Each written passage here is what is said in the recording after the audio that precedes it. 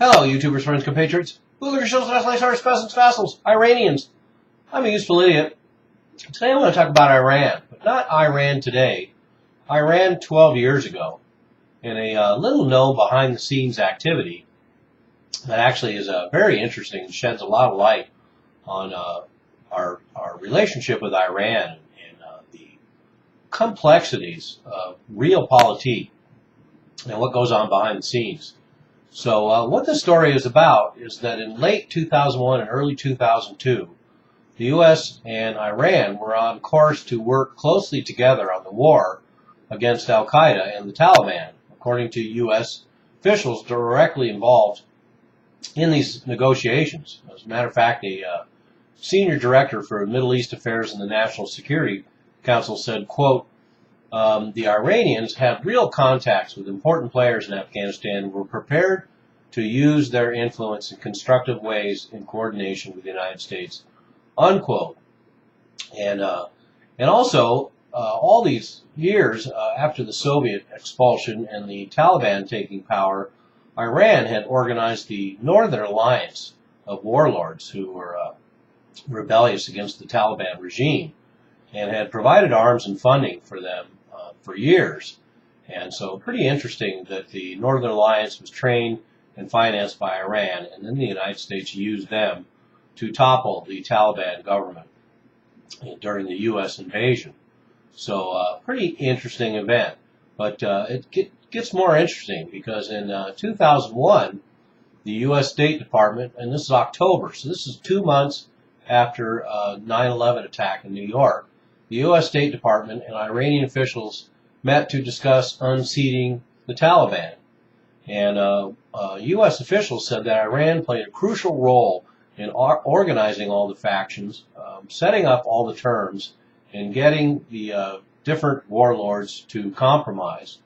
And they set up what was known as the Bonn Agreement, and this was a UN meeting over what was going to happen in Afghanistan after the Afghan war.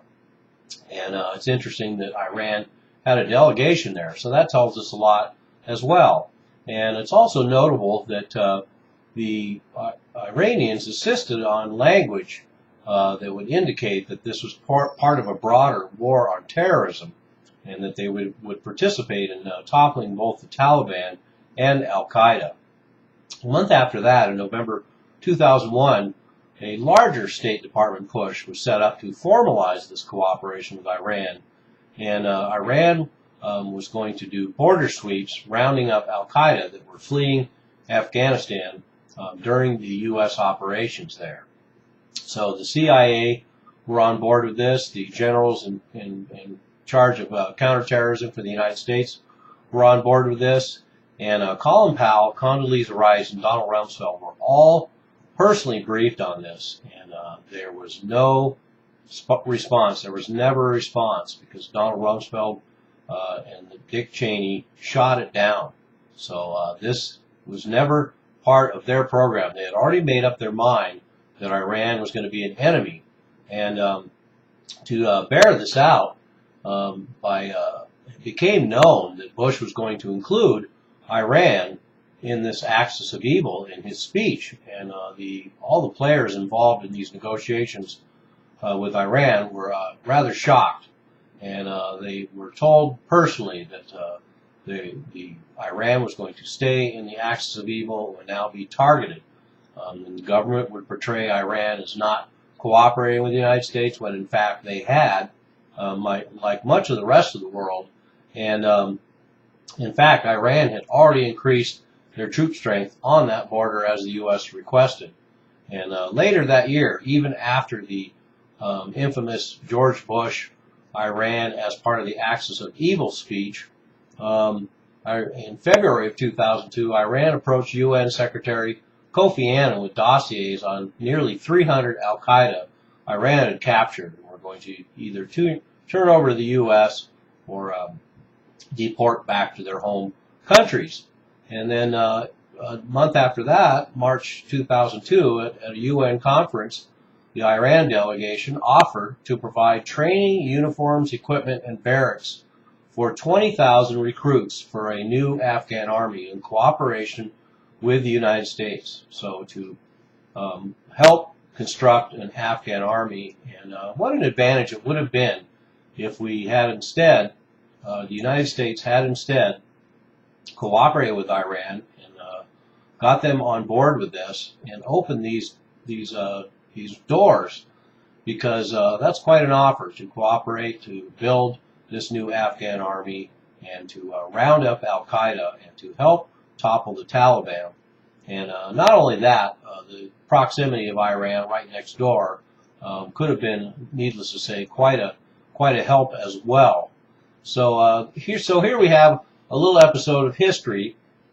And how is it relevant now? What does it tell us? Well, to me, it tells me that it's very difficult for these foreign leaders to read the United States and their policies. And so now we have Iran, who offered to cooperate after 9/11 and were turned down and then demonized, and now are potentially a military target.